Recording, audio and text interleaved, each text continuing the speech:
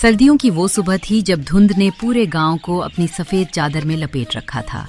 मिट्टी का छोटा सा घर जिसके दरवाजे से धुएं की पतली लकीर निकल रही थी, उस घर के अंदर दो भाई रहते थे। ये कोई बड़ा या अमीर घर नहीं था, लेकिन इस घर में एक ऐसी गर्माहट थी जो हीटर से नहीं दिल से निकलती थी। बड़ा भाई था मोहन, सीधा, शांत, जिम्मेदारी को उम्र से पहले समझ लेने वाला। छोटा भाई था सोहन, चंचल, सपनों से भरा, हर चीज को कार्टून की तरह रंगीन देखने वाला। उनकी दुनिया बहुत छोटी थी, लेकिन भावनाओं से भरी हुई। मोहन सुबह सुबह लकड़ी काटने जाता ताकि घर में चूल्हा जल सके। सोहन घर के बाहर बैठकर टूटी साइकिल से कार्टून स्टंट करने की कोशिश करता।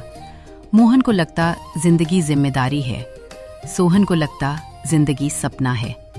यहीं से दोनों भाइयों के रास्ते धीरे धीरे अलग सोच की ओर बढ़ने लगे।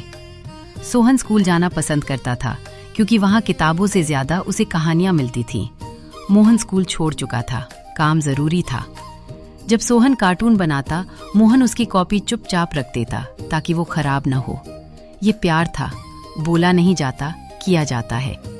एक दिन मोहन ने कहा, अब खेल कम, काम ज्यादा। सोहन चुप रहा, लेकिन उसके अंदर कुछ टूट गया।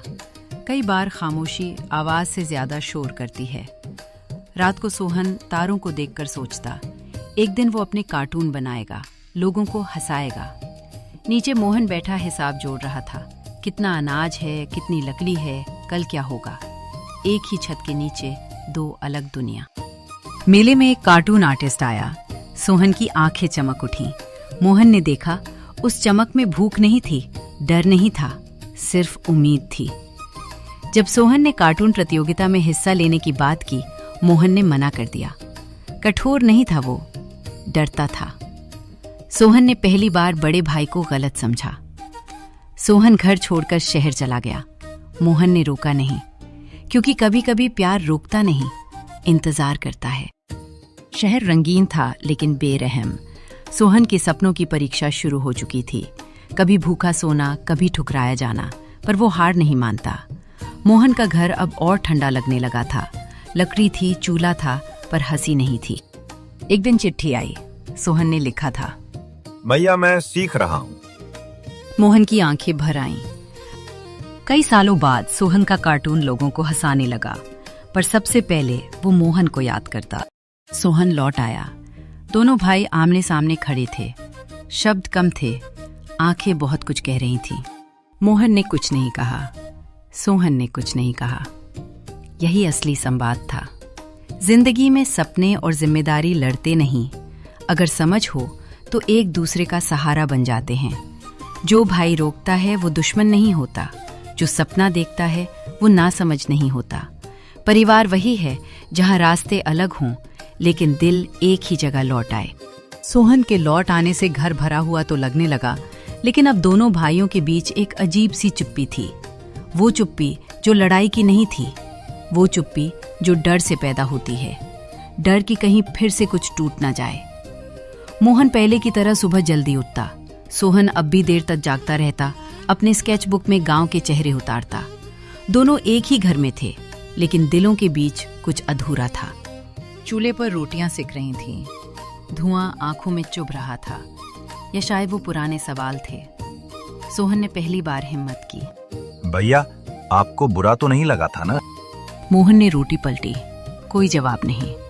कभी कभी जवाब ना देना भी एक जवाब होता है। रात को मोहन को नींद नहीं आ रही थी। उसे याद आ रहा था वो दिन जब सोहन पहली बार घर छोड़कर गया था। वो ठंडी शाम जब दरवाजा बंद हुआ था। उसने खुद से पूछा, क्या मैंने सही किया? लेकिन जवाब नहीं मिला। गांव छोटा होता है, खबरें हवा से तेज चलती हैं। लोग कहने लगे, सोहन अब शहर वाला हो गया है। मोहन आज भी वहीं अटका है। मोहन मुस्कुरा देता, सोहन चुप हो जाता, क्योंकि ताने बाहर से नहीं, अंदर से चोट करते हैं। एक रात जोर की ठंड के साथ बारिश आई। छत का एक हिस्सा टूट गया। मोहन भीगता हुआ बाल्टी रख रहा था। सोहन उसे देख रहा था। अचानक उसे समझ आया, जिस भाई ने कभी उसे रोका था, वो खुद कितनी बार खुद को रोक चुका था। बिना कुछ बोले सोहन आगे बढ़ा, बाल्टी उठाई, छत के नीचे खड़ा हो गया। दोनों भाई साथ खड़े थे, जैसे पहले खड़े होते थे। शब्द नहीं थे, पर भरोसा लौट रहा था। अगले दिन पुरानी अलमारी से माँ की डायरी मिली। मोहन ने पढ़ा, मेरे दोनों बेटे अलग हैं, लेकिन अगर एक टूटे तो दूसरा उसे संभाल ले, यही मेरी जीत होगी। मोहन की आंखें भर आईं। उस रात मोहन ने पहली बार दिल खोला। मैं डर गया था तुझे खोने से। सोहन चुप रहा। उसकी आंखों से आंसू गिरते रहे, क्योंकि अब उसे समझ आ गया था, रोक प्यार से हुआ था, न कि जिद से। सोहन ने गांव के बच्चों को ड्राइंग सिखानी शुरू की। मोहन उनके लिए जगह बनाता। एक भाई सिखाता था, दूसरा संभालता था। यही संतुलन था। एक सफेद दीवार पर कार्टून चला। गांव के बच्चे हंस रहे थे। मोहन पीछे खड़ा था। उसके चेहरे पर गर्व था। उसने कुछ नहीं कहा, लेकिन उसकी आंखें बोल रही थीं। वही सर्दी, वही घर, लेकिन अब ठंड नहीं थी, क्योंकि घर में समझ थी। हर परिवार में दो तरह के लोग होते हैं, एक जो जिम्मेदारी उठाते हैं, एक जो सपने देखते हैं। गलती तब होती है जब हम एक को कम समझते हैं। असल समझ तब आती है जब हम दोनों को जरूरी मानते हैं, क्योंकि जिंदगी सिर्फ सपनों से नहीं चलती और सिर्फ जिम्मेदारियों से भी नहीं। जिंदगी चलती है साथ से। कई बार वर्तमान तब तक साफ नहीं होता जब तक अतीत सामने ना आ जाए।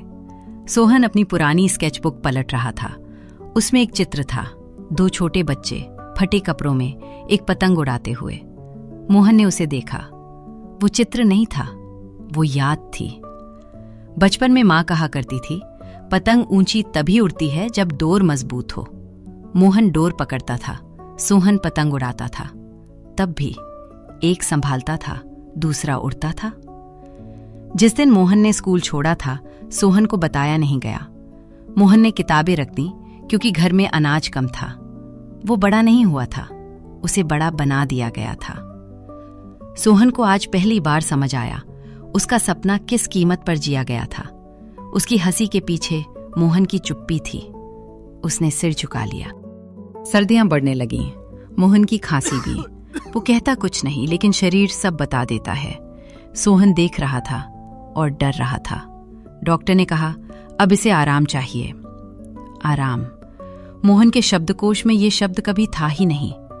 अब सोहन जल्दी उठने लगा, लकड़ी लाने लगा, खाना बनाने लगा। मोहन चुपचाप देखता। शायद पहली बार उसे सहारा मिल रहा था।